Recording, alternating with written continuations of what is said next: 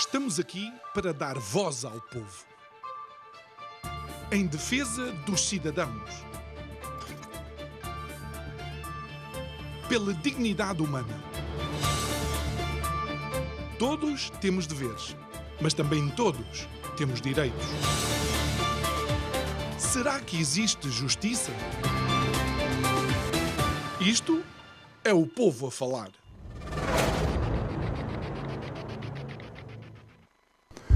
A contração económica provocada pela pandemia da Covid-19 é tragicamente histórica. Se compararmos com outros momentos de contração e eventos que provocaram essa mesma perda de riqueza a nível mundial, olha, temos que começar pela Primeira Guerra Mundial e ainda assim a contração da Covid-19 é maior. Segunda Guerra Mundial, esqueça lá isso, a Covid-19 provocou uma maior contração. Podemos inclusive pensar na Grande Depressão. A Covid-19 vem à frente. E, mais recentemente, a crise financeira de 2008, tudo isso foi suplantado pela Covid-19 e pela crise económica e abrandamento da economia a nível mundial. Se somarmos a isso a instabilidade, a lenta recuperação e incerteza naquilo que são as expectativas das pessoas, então temos ingredientes não só para os próximos anos, mas muito provavelmente para uma década. Boa noite, o meu nome é João Nuno Pinto e isto é o Povo a Falar. Estou consigo de segunda a sexta-feira neste mesmo horário e estamos em emissão simultânea Curiacos TV Rádio Vida 97.1.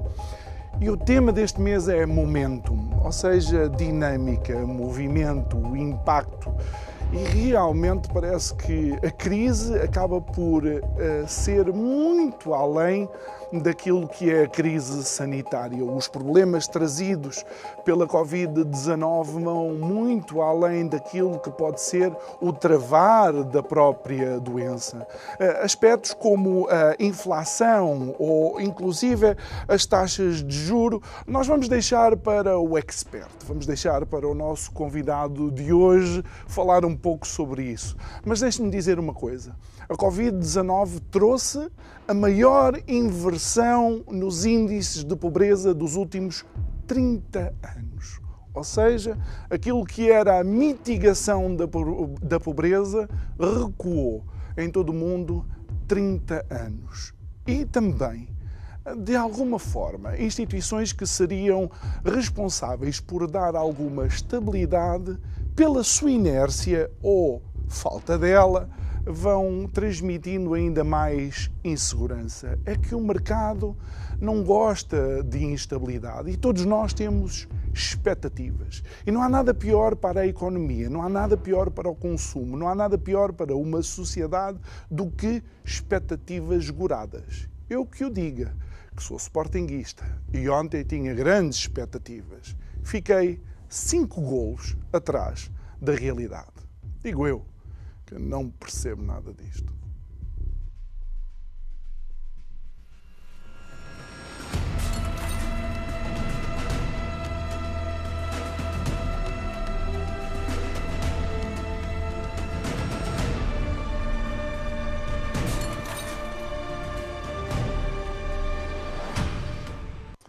De volta ao nosso estúdio, recordamos que de algumas semanas para cá iniciámos também o nosso podcast, ou seja, pode ir à sua plataforma de podcast preferida, fazer o download do convidado ou da conversa que mais lhe interessa e enquanto vai levar os seus filhos à escola, ou enquanto conduz para o trabalho, ou enquanto regressa a casa, pode ouvir as nossas conversas. O nosso convidado de hoje é Pedro Brinca, economista, professor de Economia pandemia da nova SBE, School of Business and Economics, benfiquista, que faz questão de trazer uma gravata que tem o símbolo do Benfica, e eu tenho que dizer isto porque eu incluí o desaire do Sporting de ontem no meu monólogo em honra ao Pedro Brinca. E Pedro, o mercado é um bocado assim, é expectativas, e as expectativas, as pessoas estão a ancorar muitas das expectativas no final da pandemia ou do problema sanitário,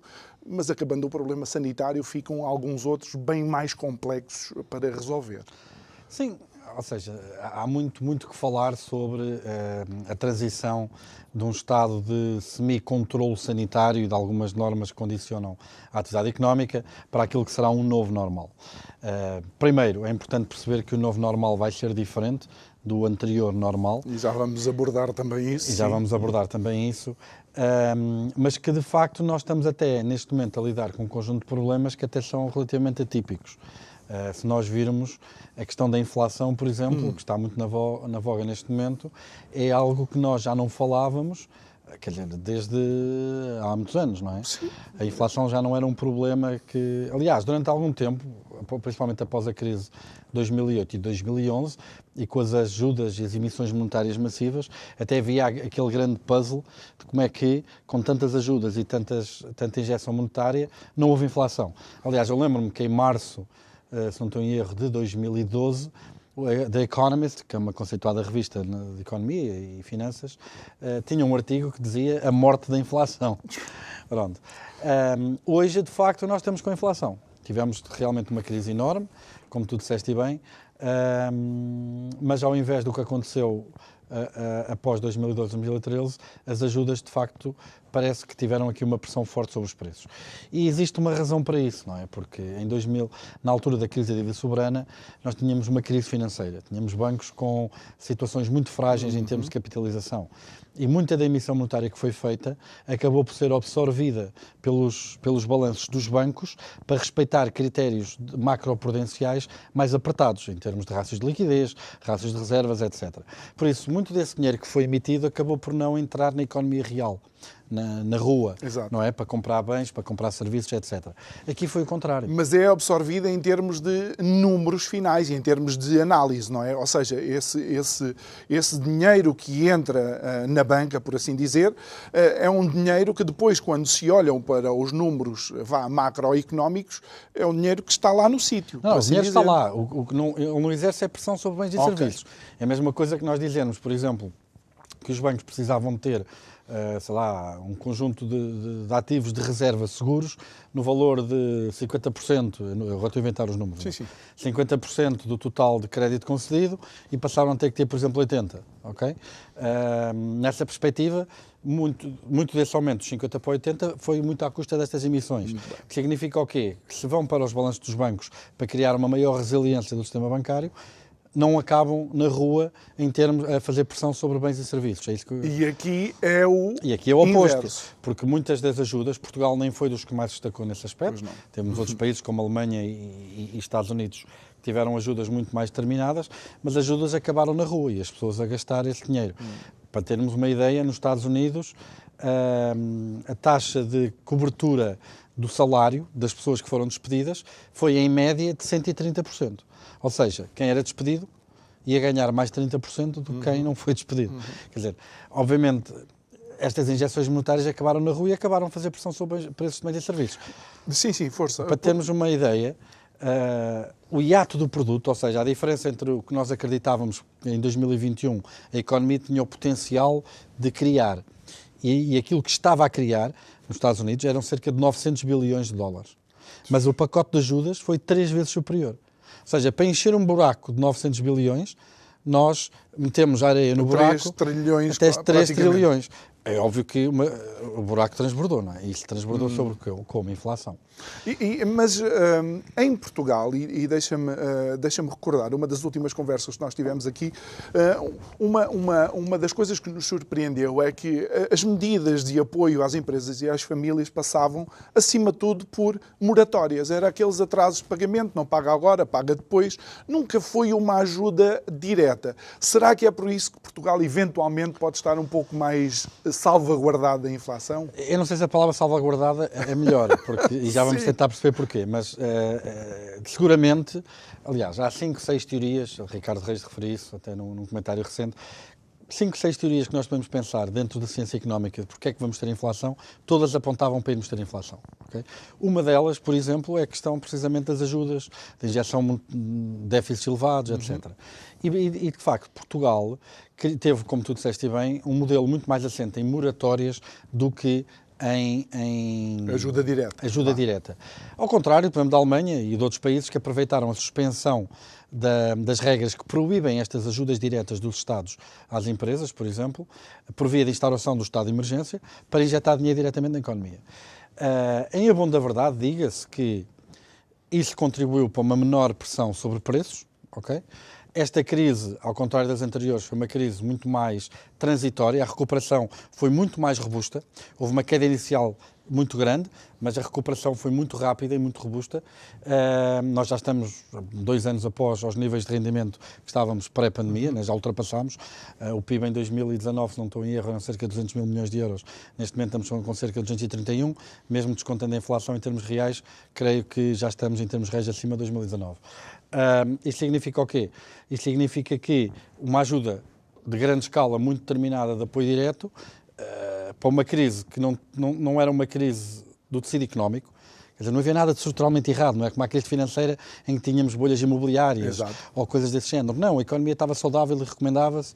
Portugal teve um orçamento equilibrado em 2019 pela primeira vez em democracia, estava a crescer acima de 2%, 2,8%, se não estou em erro, quer dizer, não havia nada fundamentalmente errado. Foi uma crise sanitária e uma vez, indo embora o Covid, se esperia de esperar uma recuperação relativamente rápida, desde que não houvesse destruição de emprego e de empresas mediante problemas de liquidez.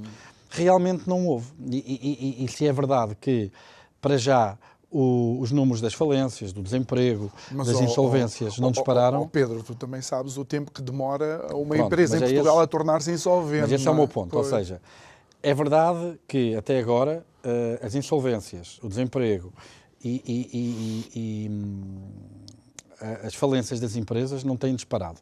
O crédito mal parado não tem disparado. Mas também só a 31 de dezembro é que acabaram as moratórias todas.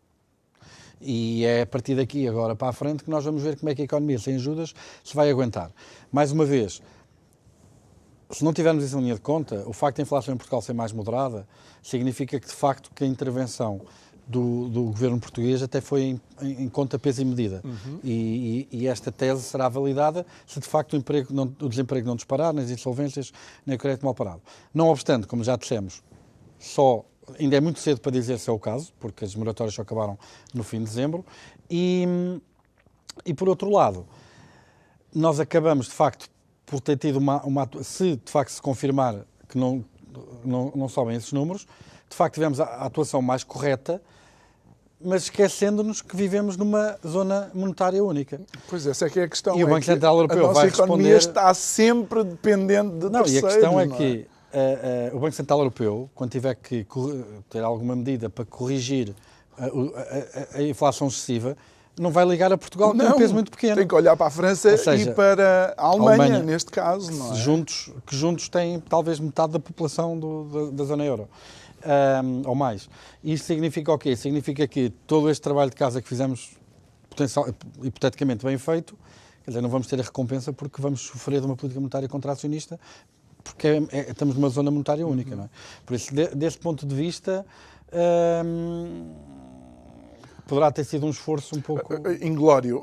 A verdade é que nem quando se deu a crise, e tentando de alguma forma contextualizar isso, não me parece que nem empresas nem famílias se tenham voltado a endividar. Ou seja, para responder à crise, não houve um recorrer excessivo ao crédito. Há 2 motivos. Primeiro, porque tanto empresas como famílias já estão demasiado endividados. E talvez há quem diga que as instituições financeiras preferiram não arriscar os empréstimos dentro do contexto que existia e a incerteza de futuro. É assim, do lado das famílias, essa percepção está correta. De facto, a poupança aumentou imenso. E aumentou imenso porquê? Porque, por um lado, tínhamos um conjunto de programas de manutenção de empregos, layoffs, etc., que evitaram uma queda pronunciada dos rendimentos, e, por outro lado, porque as pessoas não podiam gastar. As pessoas deixaram de ir aos restaurantes, de ir aos cinemas, quer dizer, deixaram de gastar. E a taxa de poupança em Portugal atingiu níveis históricos.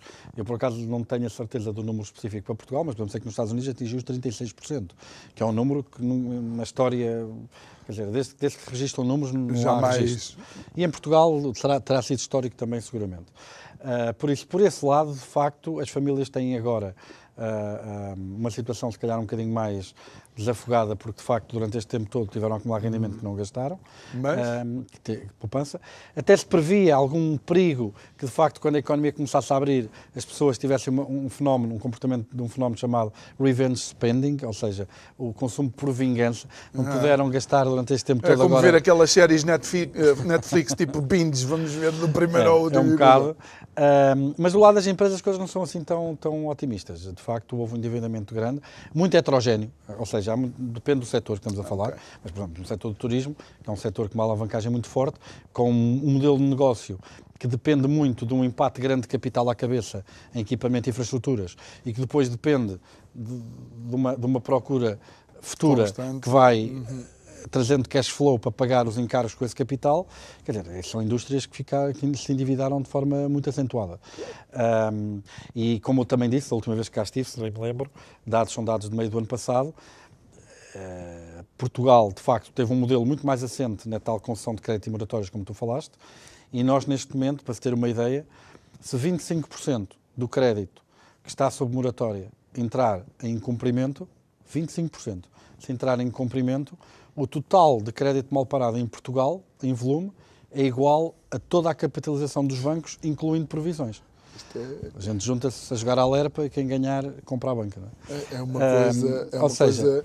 É que as pessoas não têm. E foi assim que começou a crise, creio que em 2008.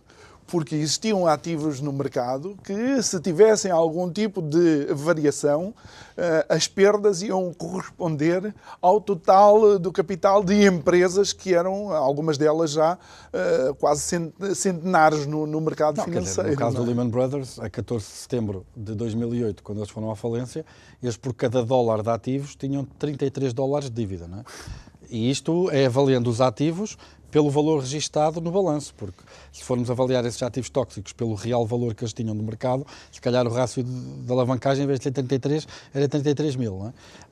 Mas pronto, hoje não estamos nessa situação. E como é que a inflação pode influenciar as famílias? Porque tu falas da taxa de juros. Nós temos aqui um slide, não sei se seria o momento ideal para avançar com esse primeiro slide, que mostra de facto o disparar da inflação. O que nós temos aqui são duas medidas de inflação.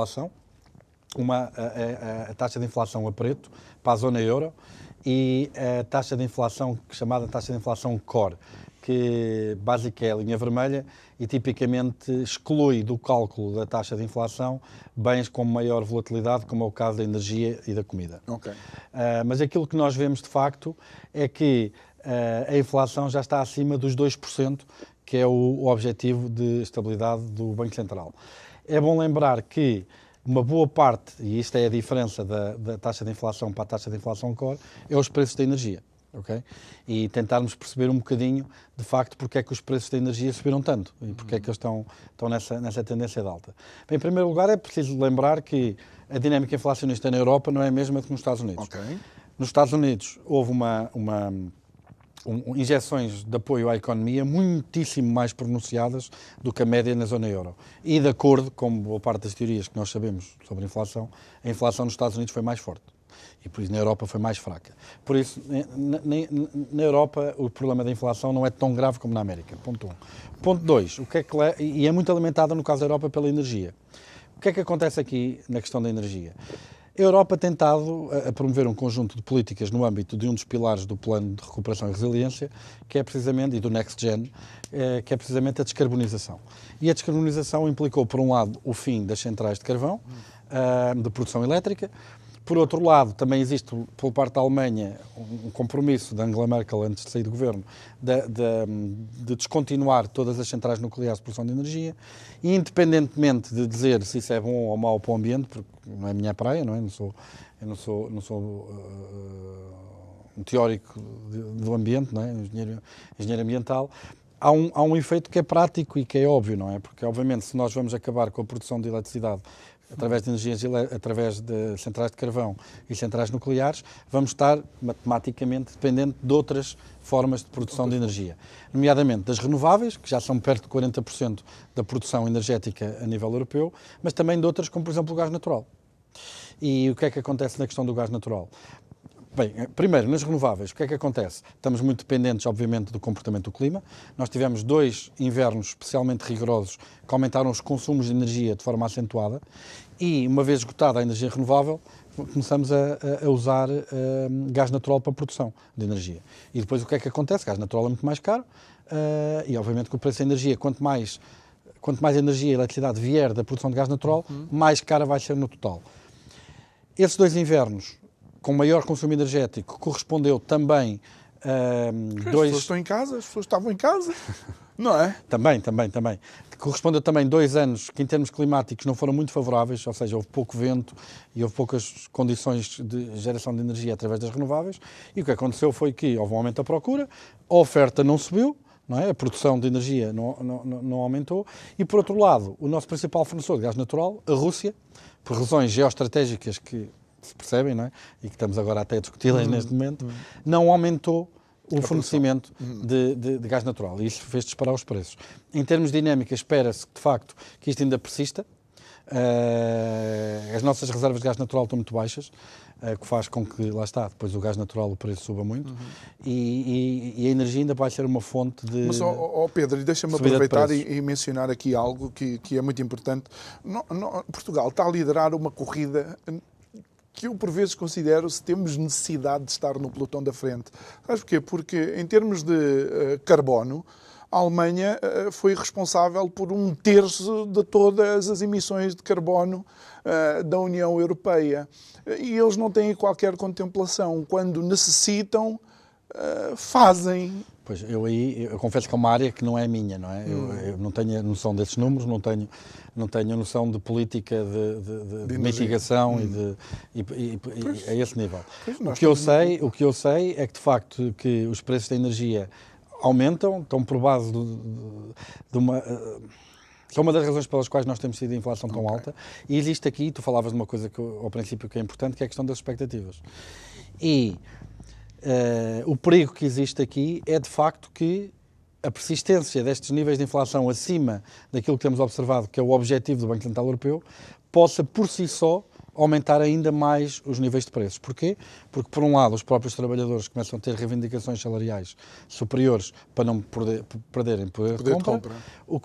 Aliás, não deixa de ser curioso e sintomático que foram os próprios trabalhadores do Banco Central Europeu, as pessoas que estão responsáveis pela estabilidade de preços, que vieram pedir aumentos por de facto não terem atingido aquilo a que se propuseram, que é a estabilidade dos preços.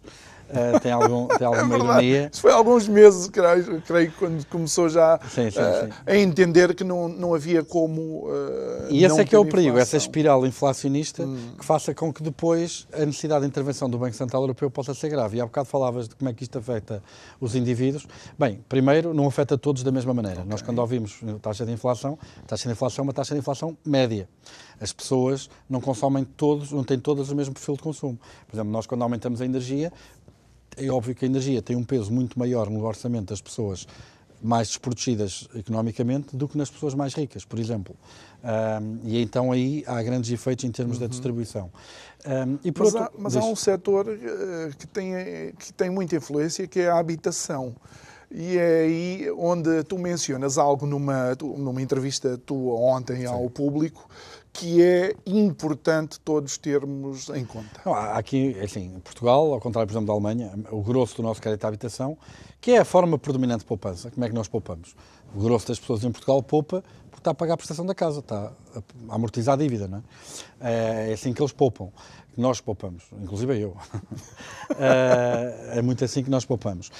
E nós fizemos todos empréstimos a taxas variáveis, mas são taxas que, apesar de serem variáveis, não têm variado. e já não variou há muito tempo e tem estado em mínimos históricos. E obviamente que se de facto esta espiral inflacionista se instalar e houver uma necessidade de correção do Banco Central Europeu e Christine Lagarde, que já havia prometido que em 2022 não aumentava as taxas, na última comunicação pública que fez, já não fechou a porta a esse cenário, até porque o Fed, muito provavelmente em março, irá subir as taxas de juros, o Fed nos Estados Unidos.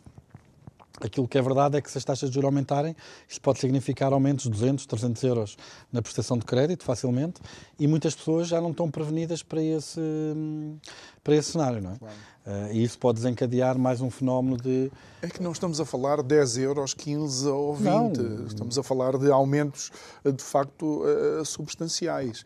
Sim, no meu caso, um aumento de 2% significa para aí 300 euros. E Pedro, isso aliado à incapacidade que algumas famílias ou alguns indivíduos não vão ter, ou aliás, a incapacidade que vão ter para cumprir com as moratórias, isto é um barril de pólvora. É um bocado porque, por um lado, a questão das famílias, obviamente que se tiverem que ter maiores encargos com a prestação do crédito à habitação, podem fazer disparar as insolvências. E já tínhamos falado há bocado como é que está a questão do sistema financeiro em Portugal, com 25%, se 25% do crédito moratório entrasse em cumprimento, que de facto poderíamos ter esse problema. E depois temos a questão do governo, não é? Porque o governo também está sujeito às taxas de juros. Não, é verdade que nos últimos anos boa parte do estoque de dívida que o governo tem é a taxa de juros relativamente baixas. Exato. As obrigações a 10 anos que estão agora a vencer e que que o governo tem que pagar, tem que reembolsar, e depois contrata nova dívida, está a ser feita muito obrigações que tinham sido contraídas a 4% e agora se calhar fazem a 1%, não é? Por estar aqui uma folga. A própria maturidade média, ou seja, o tempo que estes empréstimos têm para serem reembolsados tem aumentado, o que significa que há aqui uma zona de segurança ainda algo confortável para o governo português aguentar uma subida de taxas de juros. Mas obviamente que este intervalo não é infinito. E se nós em 2011, com 102, 105% de dívida sobre o PIB, tivemos que pedir ajuda à Troika, neste momento nós temos 127%. Não há dúvida que se as taxas de juros subirem acima da taxa de crescimento da economia, significa que a receita fiscal não sobe à mesma velocidade com o encargo da dívida, não é? Que vamos ter que ter orçamentos superavitários para que a dívida não exploda. E isso significa mais austeridade. E o grande problema para Portugal é porque Portugal sempre cresce pouco. E não consegue, Portugal... mesmo quando cresce muito, economicamente não consegue crescer de uma forma sustentável. Eu assisti a uma intervenção de Moraes Charmente, pode ser, alguém do PSD, ou que queria... não sei se é Pedro, não me recordo agora do nome, em que ele diz que quando fazemos a média do crescimento económico dá 0,5%. Isso não é crescimento, sim, Portugal, é estagnação. Não sim, é? Portugal na década de 2000, entre 2000 e 2010, cresceu 0,42% em termos reais. O que é dramático, não é? Porque Portugal, sendo mais pobre, a expectativa é que crescesse mais. A Europa, de facto, na década de 2000 abrandou para cerca de 1,72%. Tinha crescido a cerca de 2,4% a zona euro. A Europa dos 15. Tinha crescido a cerca de 2,4% na década de 90, na década de 2000 cresceu a 1,7%. O problema foi que Portugal tinha crescido a 3% na década de 90 e se a Europa apanhou uma constipação, nós apanhámos uma pneumonia. Não é? Porque viemos de um crescimento de 3% para 0,42%. Há razões estruturais para isto, não é? Por um lado, nós tínhamos um modelo muito assente em competitividade internacional pelo baixo valor acrescentado e baixo custo, um setor exportador muito assente em baixos salários, que deixou de ser um modelo sequer viável com a entrada quer da China na Organização Mundial de Comércio e quer dos países de leste na zona euro. E desde então, obviamente que temos feito alguns progressos na tentativa de mudança desse paradigma, mas estão muito longe, reinventar. Ainda estão muito longe de serem suficientes. E isso pode nos levar para algo que nós queríamos abordar também, que é o que é que vai ser o trabalho, ou que mudanças é que vai haver no trabalho neste pós-pandemia? Bem, a primeira coisa que eu gostaria de aproveitar essa deixa é para mostrar o próximo gráfico, é que as pessoas não sabem. E nós, aquilo que eu tenho aqui para mostrar neste slide, realmente é o resultado de um inquérito em que mostra que 47% das pessoas sentem que a falta de definição clara sobre como é que será o seu dia-a-dia laboral, uma vez terminado todas estas restrições que ainda temos por motivos sanitários, qual vai ser essa nova realidade? E 47%, metade dos inquiridos, reportam de facto que isso lhes causa uma certa dose de ansiedade. Há alterações que nós já percebemos que aconteceram, não é? Por exemplo, na indústria farmacêutica, o número de delegados que eles têm a trabalhar agora são muito menos. Porquê? Porque devido à expansão de todo um conjunto de tecnologias de comunicação à distância, não é? Que a pandemia nos trouxe, diminuiu a necessidade de haver tantas pessoas a cobrir um espaço geográfico, não é? As farmacêuticas reduziram em média para aí talvez para metade o número de... Dizer isso é surpreendente, não é? Porque as farmacêuticas, prontos, por causa da intervenção deles nesta pandemia, aumentaram substancialmente os seus lucros, não é? E agora reduzem... Não, reduzem, mas isto, claro, por exemplo, na questão da banca é igual, não é? Ou seja, tipicamente, até porque a gestão das finanças pessoais é algo que as pessoas têm sempre muita desconfiança, não é? A taxa de penetração das plataformas online na banca perante o consumidor tipicamente nunca foi muito elevada. O que é que acontece? Foram obrigados a aderir a essas plataformas para poder continuar a gerir as suas contas. Exatamente. E uma vez tendo essa experiência, e uma vez essa experiência também sendo facilitada pelo aumento da procura por esse tipo de serviços, findo todas as restrições por via da crise sanitária, as pessoas não esquecem. E as pessoas gostam por isso é que, por exemplo, ferramenta. Outra das coisas que está a acontecer é uma reorganização dos serviços, até mesmo dentro da banca, não é? Por exemplo, antigamente as pessoas tinham uma relação muito mais geograficamente limitada naquela agência, de ir lá pessoalmente, etc. Os próprios funcionários dos bancos estavam afetos àquele canal, ou estavam no atendimento ao balcão, ou estavam no atendimento online. Quer dizer, tudo isto mudou muito. Primeiro, o número de colaboradores que a banca precisa para satisfazer as necessidades dos clientes acaba por ser muito menor, ou pelo menos algo menor. E depois, a própria tipologia de interação. Hoje, os próprios trabalhadores da banca são muito mais omnicanal, ou seja, eles tratam muito mais o cliente em vários canais do que estar a tratar um canal... Única e exclusivamente, claro. Pronto, ou seja, há toda uma reorganização do trabalho que foi feita que veio para ficar, não é? Isso é interessante, analisar isso também é à vista destes últimos ciberataques que nós vimos em Portugal, mas lá está, foi um setor Novos tempos, novas ameaças. Exatamente, é um setor que encontrou, embora já fosse uma realidade pré-pandemia, encontrou com a pandemia uma capacidade de penetrar muito mais no mercado ou de mostrar já a seus clientes um pouco mais tradicionais e ortodoxos que podem utilizar em segurança ferramentas digitais para aceder aos serviços. Não, e esta questão da segurança é importante, porque eu não sei se tu tens e passa a publicidade, eu não sei se tens a app do Uber no telemóvel. Eu, por acaso, não. Não, mas pronto, quem tiver, não sei se vocês sabem, mas a Uber, a app da Uber, recolhe informação relativa ao estado da bateria do telemóvel. E as pessoas perguntam, então, mas para que é que eles querem essa informação? A Uber diz que não usa essa informação, mas eu peço-vos, obviamente, para fazer o seguinte exercício. Imaginem que o telemóvel está a ficar sem bateria. Vocês estão predispostos a pagar um preço maior ou menor pelo serviço? Se calhar estão a ficar sem bateria do telemóvel, vem lá o preço do Uber e dizem assim, epá, se eu ficar sem bateria não posso ligar a mais ninguém para me vir buscar. Estou disposto a pagar um preço maior. Ou seja, para terem uma ideia do perigo que isto significa, e não estou a falar agora do Uber em particular, mas da maneira como a informação privada que nós temos nos pode prejudicar. Imagina que eu quero te contratar para a minha empresa, não é? Se eu tiver acesso a toda a tua informação privada, epá, o João, não é o caso, ninguém se assusta, mas o João está cheio de dívidas, este mês, se ele não aceitar este emprego, não vai ter dinheiro para pagar a prestação da casa. Estás numa posição muito mais vulnerável de negociação do teu salário comigo.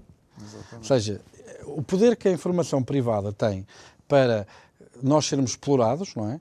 É imenso. E isto põe-se, por exemplo, em 2017, se não estou em erro, a Equifax, que é uma empresa de informação de crédito nos Estados Unidos, perdeu informação privada de 147 milhões de adultos nos Estados Unidos, que basicamente é quase toda a gente que trabalha. Não é? Ou seja, foi hackeada e foi roubada essa informação. Esse é um perigo real que existe. E existe quando é feito dessa forma. E, por exemplo, muitas vezes nós nas apps que sacamos da net para fazer uns filtros, etc., Muitas destas apps, no fundo, são maneiras, são algoritmos e produtos que são oferecidos às pessoas e que, em troca, aquilo que nós damos é a nossa informação privada. Por isso, quando nós estamos a falar de apps gratuitas e que nos dão algum tipo de produto, se não nos estão a cobrar o preço, é porque o produto somos nós. Sim, e há quem diga que o algoritmo acaba por conhecer-nos, que nos conhece melhor do que nós mesmos nos conhecemos. Mas vamos continuar nestas transformações do trabalho e do que é que pode ser o futuro do trabalho, porque eu pedi ao próximo, então, temos slide. também mais um slide onde nós abordamos uma outra questão. Não sei se já tem o slide. Pronto, e aquilo que mostra aqui, de facto, é que, comparado com o tempo pré-pandemia, houve um aumento significativo do modo como as pessoas gostariam de trabalhar. Mais de metade dos trabalhadores diz que prefere um modo de trabalho mais flexível, relativamente ao número de trabalhadores que antes dizia que queria esse trabalho. Ou seja, 30% favorecia um modelo híbrido, em alguns dias de teletrabalho, alguns dias no sítio de posto de emprego. Após a pandemia, mais de metade, 52% agora já dizem que favoreceriam esse tipo de interação. E só para ajudar os nossos telespectadores, onde tens aquele on-site, portanto aquele azul escuro, significa as pessoas que preferem estar no local de trabalho. E a diferença antes era a maioria, 62%, e agora são uma minoria, são apenas 37%. E se nós passarmos para o próximo slide, aquilo que nós vemos é que, de facto, que estas preferências pelo teletrabalho são muito fortes. E aquilo que nós temos aqui nestas barras verticais, para diferentes zonas do globo, a diferentes cores, é quão provável é você querer mudar de trabalho se, de facto, tiverem de voltar ao modo que tinham antes. E aquilo que nós vemos, por exemplo, há alguma variação regional entre as diferentes regiões do mundo, mas, por exemplo, se olharmos para a média total, que é a barra mais à direita, temos que 30% dos trabalhadores dizem que é provável ou muito provável que mudem de emprego se de facto forem obrigados a voltar ao mesmo esquema laboral que tinham antes da pandemia. E se nós pudermos ver o slide que vem a seguir, outra coisa que nós também vemos é que, e aquilo que nós vemos aqui para as mesmas zonas geográficas, é quais são, dos 5 dias clássicos de trabalho, quantos é que as pessoas gostariam de trabalhar em casa, para termos uma ideia, ok, trabalho remoto, mas quanto? Qual é a percentagem do meu trabalho que seria remoto? E aquilo que nós vemos é que mais de 50% dos trabalhadores, que é a soma das primeiras 3 categorias, são as pessoas que gostariam de trabalhar 5 dias, 4 dias ou 3 dias, mais de 50% dos trabalhadores gostariam de trabalhar 3 ou mais dias por semana, ou seja, mais de metade do seu trabalho, mais de metade dos trabalhadores gostariam de passar mais de metade do tempo de trabalho a trabalhar de forma remota. Mas realmente, e olhando para duas economias que nós pensaríamos que seriam semelhantes, já visto que a Europa e os Estados Unidos apresentam mais diferenças do que propriamente a Europa e a Ásia. Sim. Ou seja, em zonas geográficas diferentes, aparentemente também as diferenças nos levam para quase um afastamento daquilo que é a realidade económica dos nossos parceiros de sempre, que são os americanos. E sabes que são leituras que... Das coisas mais difíceis para o economista dizer é as palavras não sei. E eu, honestamente, tenho alguma dificuldade em fazer uma leitura mais profunda das assimetrias entre Europa e Estados Unidos. É verdade que existe uma cultura maior de lazer na Europa relativamente aos Estados Unidos. Por exemplo, a França cria mais riqueza por hora trabalhada do que nos Estados Unidos. Só que os Estados Unidos têm uma riqueza total criada muito maior porque os americanos trabalham muito mais horas. Não é? Isso é verdade. Na Europa temos estruturas fiscais mais pesadas, que também desincentivam, talvez, um apego tão grande ao trabalho em casa. Quer dizer, são especulações que podem ser feitas, mas... E em que é que isso pode afetar a nossa economia? Porque algo que, se eu pensar assim de uma forma simplista, se eu estiver em casa a trabalhar, eu estou a gastar a minha energia, a minha internet. Como é que é feita essa... Nenhuma revolução, seja de que for, e neste caso é uma mini-revolução das relações laborais, traz sempre coisas positivas e negativas, não é? E existem necessidades de ajustamento de todo um outro conjunto de esferas da sociedade a uma nova realidade, nomeadamente a questão do direito de trabalho. E nós temos visto um aumento da visibilidade e da importância de uma coisa chamada tecnostress, não é? Ou seja, o facto das pessoas estarem sempre online, de haver uma expectativa de resposta quase que instantânea. Nós até deixámos aqui o gráfico do burnout de fora, mas por Sim, exemplo... isso é outra coisa. Vimos um aumento brutal do fenómeno do burnout, muito associado a esta cultura do estar sempre disponível, estar sempre online, recebe um e-mail às 10 da noite e se calhar existe uma expectativa de que responda. E depois, obviamente, que isto é feito de avanços e recuos. A própria sociedade depois também tem uma reação contra isto. Nós agora temos legislação de trabalho que proíbe, por exemplo, que para os trabalhadores que têm um horário de trabalho, de que sejam solicitados pelo... Por exemplo, a minha esposa tem uma equipa que responde perante ela e ela não pode enviar e-mails durante o fim de semana, por exemplo. É que nem é questão de... ou seja, a lei neste momento o que diz nem é que eles não... Ou seja, que ela não pode exigir uma resposta. Não, ela nem sequer os pode enviar. Então a minha mulher programa os e-mails para serem enviados só às 9 da manhã de segunda-feira. Existe um bocadinho este back and forth entre realidade, regulação, proteção dos direitos, um reequilíbrio. A mim o que é claro, independentemente de onde este equilíbrio irá calhar, parece-me que nós estamos melhor e estaremos melhor no futuro do que estávamos antes por algumas ordens de razões. Primeiro, o tempo que nós perdíamos, muita gente perdia no commuting, não é? No trânsito, a ir trabalhar, etc. Muita gente perdia muitas horas nisso. O tempo de commuting médio em Portugal, se não estou em erro, era à volta dos 45 minutos, quer dizer, é tempo que poupa. Aquilo que nós temos visto, que de facto é que a falta de regulação e proteção laboral, se calhar levou a que aqueles 45 minutos tenham sido apropriados pela empresa, não é? Minha mulher, por exemplo, lembro-me, estou a usar ela como um exemplo, mas eu lembro-me que ela costumava começar a trabalhar às 9 na empresa, agora começa a trabalhar às 8 em casa. Bom, tu já mencionaste 3 ou 4 vezes a tua esposa, espero, porque o programa é gravado, quando estiveres a ver isto ao pé dela, não estejas a sofrer as consequências de estar aqui a revelar alguma coisa que não devias. Mas todo esse commuting também é mercado, também é consumo. Sim, é consumo de quê? De portagens, de receita fiscal de combustíveis, mas quer dizer, não cria mas é consumo, bem-estar. ok, então vamos um bocado mais longe. É consumo de pequeno almoço, é consumo de refeições com um menu relativamente acessível. Qualquer transformação, e aliás, aquilo que nós vimos, estávamos a falar de alterações estruturais, outra dela foi uma aceleração enorme da adoção de plataformas digitais e de automação. Quer dizer, uma máquina não apanha Covid, uma máquina não tem que ficar em casa porque a escola fechou e os miúdos ficaram em casa, não é? Por isso, obviamente, que o investimento em tecnologia de automação, digitalização, etc., muitas delas, há pessoas que vão perder muito com isto, não é? Isso não há dúvida. Nós hoje vamos ao McDonald's e temos lá os ecrãzinhos táteis, não é? Vamos às gasolinas, já pomos nós o cartão. Onde é que estão as pessoas que metem gasolina no combustível? Desapareceram quase todas. Metem gasolina no carro, desapareceram quase todas. Ou seja, toda esta realidade da adoção de tecnologias que poupam trabalho acelerou imenso durante a pandemia, brutalmente. Mas Pedro, pensa algo e vê se eu estou errado. Portugal é um país com muita mão de obra pouco qualificada. E esse tipo de empregos são empregos para esse tipo de mão de obra. Como é que nós vamos absorver estas pessoas se de facto também não há um forte investimento na indústria? Bem, em primeiro, dizer-te que, de facto, dizer aquilo que disseste é um eufemismo.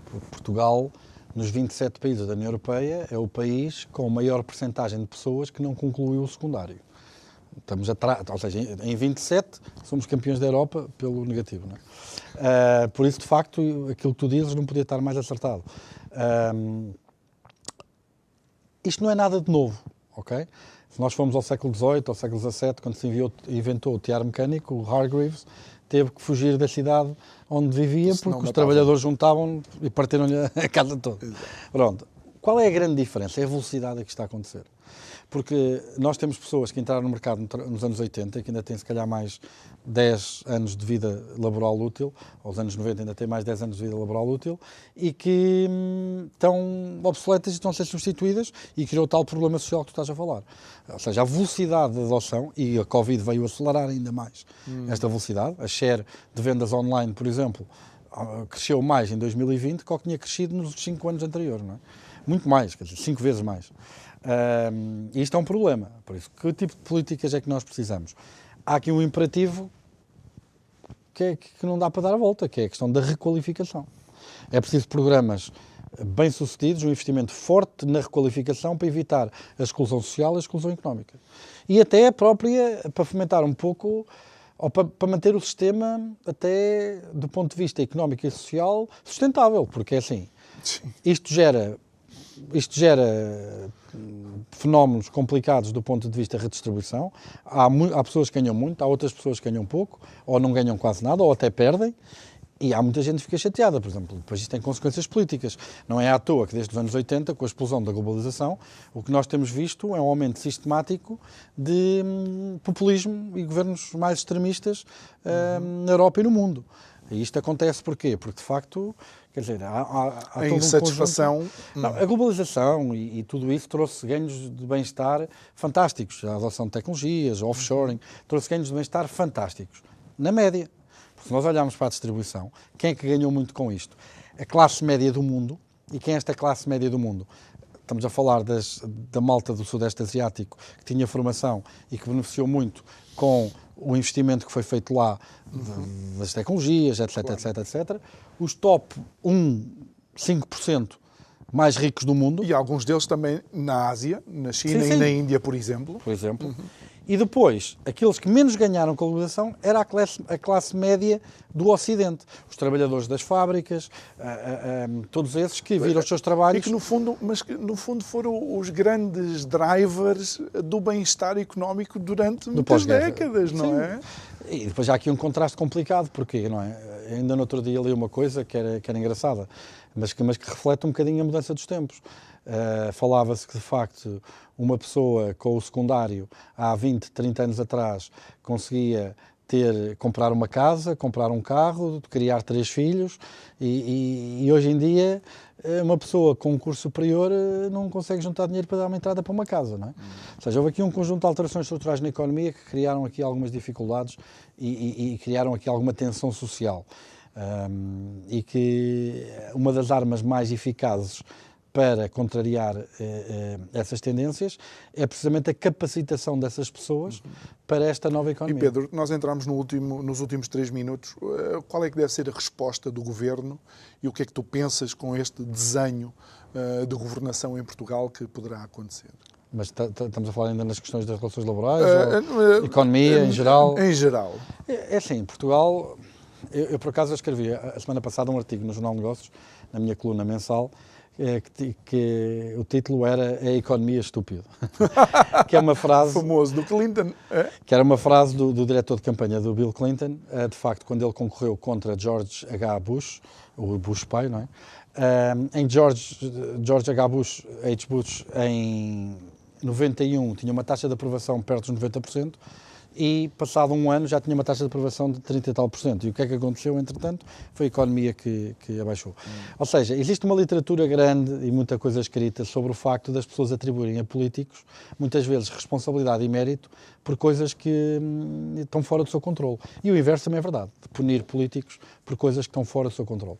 E o meu artigo era precisamente sobre a questão de António Costa, de que, de facto, entra no governo em 2015, quando a economia já estava em franca recuperação e beneficia dessa conjuntura favorável portuguesa e europeia, quando a Alemanha já estava a entrar em recessão técnica e a abrandar em 2019, vem a desculpa do Covid, e agora há 3 meses de nós irmos para um cenário em que os bancos centrais vão provavelmente aumentar as taxas de juros e a crise energética pode provavelmente abrandar as economias, António Costa recebe uma maioria absoluta. Pronto. Nesse aspecto, ou seja, quando tu me perguntas relativamente a António Costa e ao governo português... É como ganhar o comando do Titanic sabendo que é o Titanic. Eu por acaso, se ele tivesse... Eu gostava de saber quais são os números que o António Costa escolhe para o Euromilhões, porque, de facto...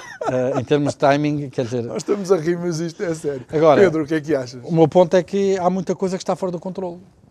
O Banco Central Europeu está fora do nosso controle, somos um pequeno país com pouco peso nessas decisões políticas, estamos muito dependentes da conjuntura energética, para a qual também temos pouco controle, porque está dependente destas tensões geopolíticas com a Rússia e de algumas decisões que nem fomos nós que a tomamos, como a questão da descontinuação das centrais nucleares e da indústria do carvão, mas acabamos por levar por tabela também. Ou seja, Portugal, eu acho que tem muito menos peso que aquilo que acha que tem no conduzir destas dinâmicas internacionais e que nos afetam. Agora, há aqui uma coisa que é decisiva e que vai ditar o que será o futuro da economia portuguesa. Nós temos agora um PRR que, em termos de volume de ajudas, só é comparável, provavelmente, ao ouro do Brasil. Não é? 10 segundos. E a maneira como isso será implementado e a capacidade que isso tiver para transformar e capacitar a economia portuguesa vai ser determinante na maneira como... E agora, sim ou não, achas que deveria ser o Estado a dirigir a economia? Não, claramente não. Muito bem. Pedro Brinca, obrigado por ter estado aqui connosco. Muito obrigado a si também que nos acompanhou em mais este programa. Conto consigo amanhã à mesma hora. Boa noite.